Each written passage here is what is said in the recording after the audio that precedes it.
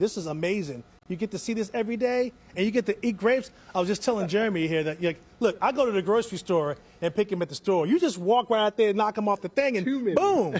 They're so good, too. Right now, we're just kind of tipping over into that ripe zone where they're starting to sweeten up a little bit.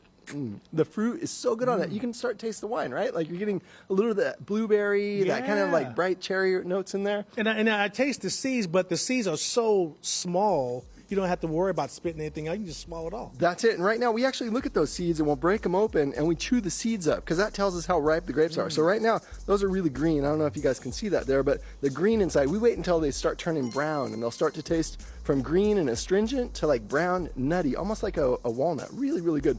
And then you chew up the skins as well. Skins are where all the color and the good parts are. That's for your wine. So that's where you want all that.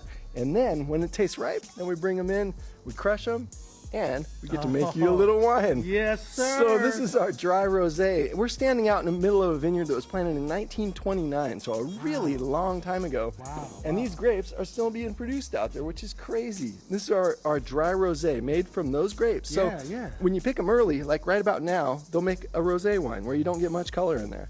And then inside, we can taste a red wine that's made when you pick them later. So, you know, we're going to walk inside here because I feel like holding some grapes. I feel bougie already. I feel like somebody is walking around at a vineyard holding vine grapes. It's awesome. So, I mean, the thing that I've learned with doing this, because there's a lot of people who are scared to go drink wine and go to a vineyard. They feel they have to be, you know, do I need to dress up? Do I need to button up? No.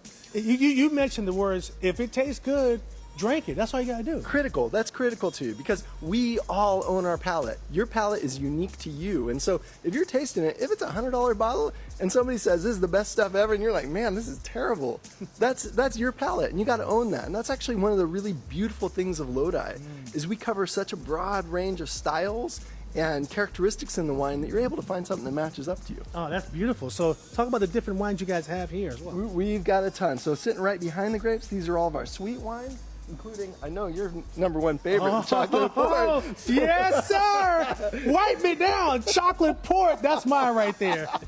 And then we go up into some of our dry red wines. We actually make about 35 to 38 different wines a year. A lot of different styles, because palates come in so many different variations. We do a lot from sweet all the way up into very dry and very austere wines. Really fun stuff.